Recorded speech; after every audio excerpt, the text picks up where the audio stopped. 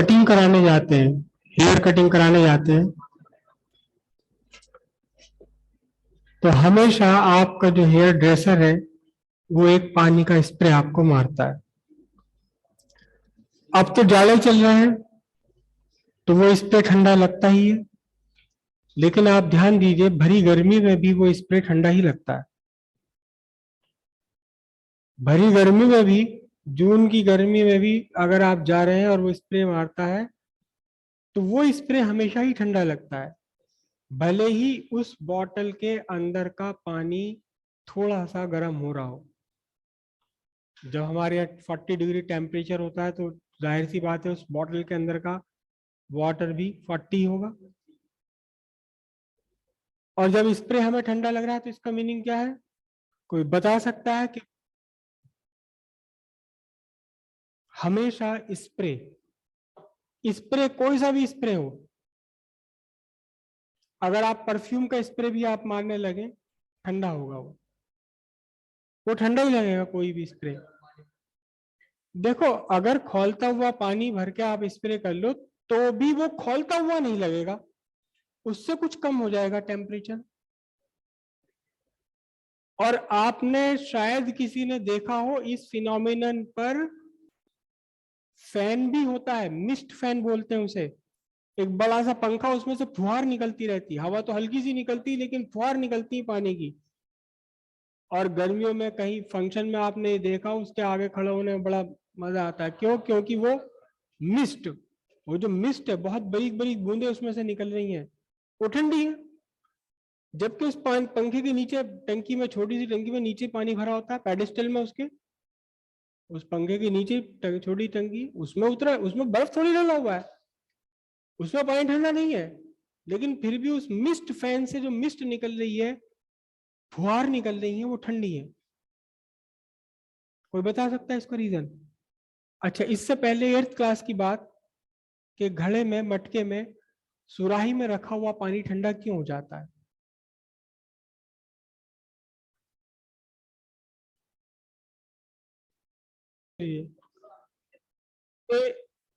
सुराही में रखा हुआ पानी ठंडा इसलिए होता है क्योंकि सुराही में छोटे छोटे से पोर्स हैं, उन पोर्स से वो पानी बाहर की सरफेस पर आता है और इवेपरेट हो गया, इवेपरेट हो गया। और ठीक वही फिनोमिनन हुआ जो आप गरम कॉफी, गरम चाय को ठंडा करने के लिए फूंक मारते हैं, है ना? फूंक क्यों मारते हैं? क्या उसके अंदर से जल्दी से वो इवेपरेट हो? इवेपरेट होने के लिए एनर्जी चाहिए। आप नीचे से बर्नर तो लगा नहीं रखा, तो एनर्जी कहाँ से ली जाएगी? खुद उसके अंदर से एनर्जी ले ली जाती है और ठंडा हो जाता है। आपका आंसर ज्यादा एक्यूरेट है, लेकिन फिलहाल उसको हम डिस्कस नहीं कर रहे क्योंकि वो काइनेटिक थ्योरी ऑफ गैसेस में, काइनेटिक थ्योरी में बात समझ में आएगी वो।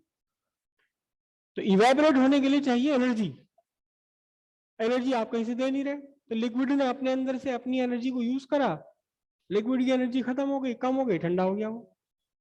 तो अब आप मुझे बताइए कि वो मिस्ट या वो स्प्रे ठंडा क्यों होता है? अब आप आंसर दे सकते हो उसका, समझ?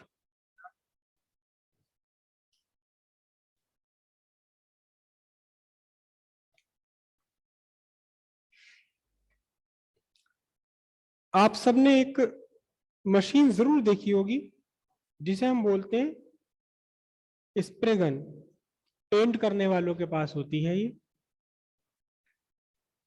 जो सेफ अलमारी खड़ी है इनके ऊपर पेंट इसी मशीन से हुआ है।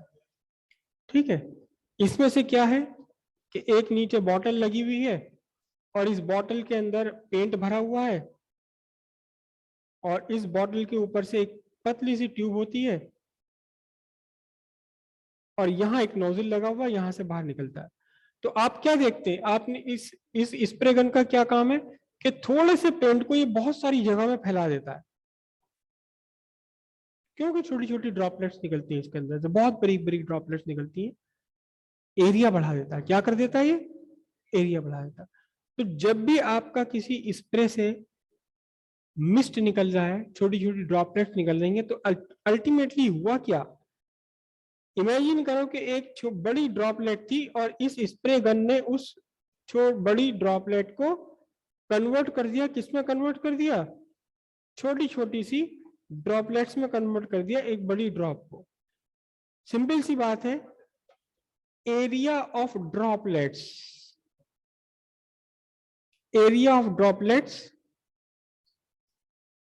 is much larger than area of big drop।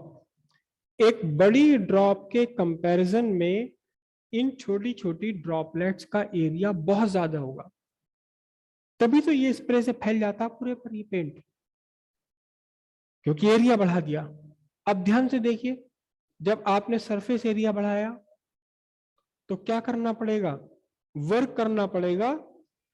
किसके अगेंस्ट वर्क करना पड़ेगा, सरफेस टेंशन के अगेंस्ट। कितना वर्क करना पड़ेगा, एस डेल्टा ए।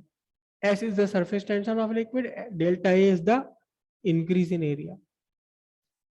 वर्क करना पड़ा, लेकिन आप कहीं से एक्स्ट्रा एनर्जी तो दे नहीं रहे, तो वर्क करने के लिए एनर्जी कहां से आई, खुद इस लिक्विड के अंदर से आ गई। तो अब इसका क्या हुआ, टेम्परेचर डाउन हो गया।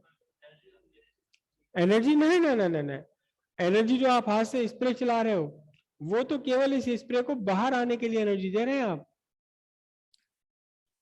हो सकता है उस एनर्जी का भी कुछ पार्ट इस प्रोसेस में यूज हो रहा हो, लेकिन पूरा पार्ट यूज नहीं हो रहा। पूरी एनर्जी जितनी चाहिए वो सब आप नहीं दे पा रहे, ले नहीं सकता ये वहां से, ये नहीं ले सकता वहां से।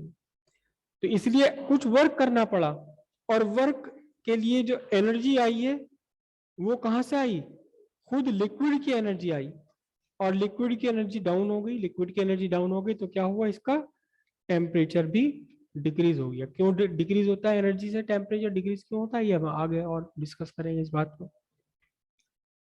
तो इसलिए स्प्रे हमेशा क्या रखता है, स्प्रे हमेशा हमेशा ठंडा ही लगता है, चाहे कितनी भी गर्मी पड़ रही हो। अगर खौलता हुआ पानी भी उसमें है तो भी वो हाथ पे मारने में खौलता हुआ नहीं लगेगा, कुछ कम गर्म लगेगा, ठंडा थोड़ा बहुत ठंडा जरूर हो जाना है। ठीक है, अब एक क्वेश्चन लिखिए, क्वेश्चन लिखिए आप। A drop of radius R, a drop of radius capital R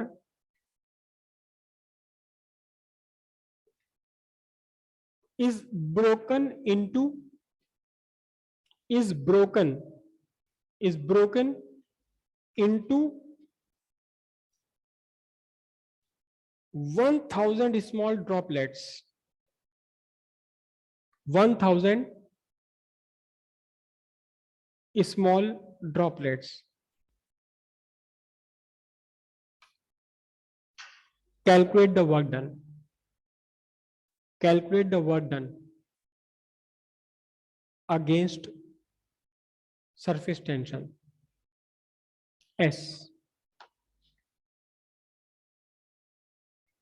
एक हिंट इसका क्या है, volume of 1000 droplets equals volume of big drop. देख लो, वॉल्यूम ऑफ 1000 ड्रॉपलेट्स, एक सिंगल ड्रॉपलेट जिसकी इस स्मॉल ड्रॉपलेट्स की एक की रेडियस थी r, 4/3 पाई r क्यूब, और बड़ी वाली ड्रॉप की रेडियस कितनी है, कैपिटल R, तो 4/3 पाई कैपिटल R क्यूब। और अब आपके पास small r equals capital R/10 आ गया। ये आपने radius of small droplet find कर ली in terms of radius of given drop. अब चेंज इन एरिया कितना आया, change in area equals area of 1000 droplets minus area of 1 drop. Drop का मतलब बड़ी वाली ड्रॉप। कितना है एरिया ऑफ 1000 ड्रॉपलेट्स का area, 1000 into 4 pi small r square, और बड़ी वाली का एरिया कितना, 4 पाई कैपिटल R स्क्वायर।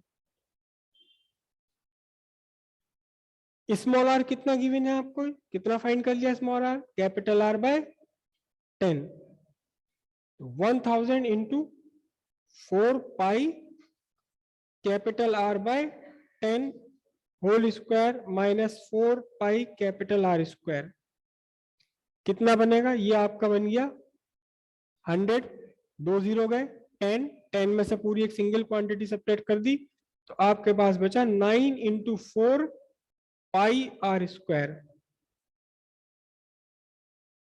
देखो ना, पाई आर स्क्वायर ये 10 हो गए, 10 में से एक गया 9 बचे, 9 into 4 pi r square, this is a change in area, this is a change in area. So what is the work done, what is work done, simple सी बात है, work done against force of friction equals S delta A, S ये रहा, और ये कितना बना आपका 9 चौक 36, तो सिंपल सी बात है 36 pi r square S joule, this is the work done, this is the work done.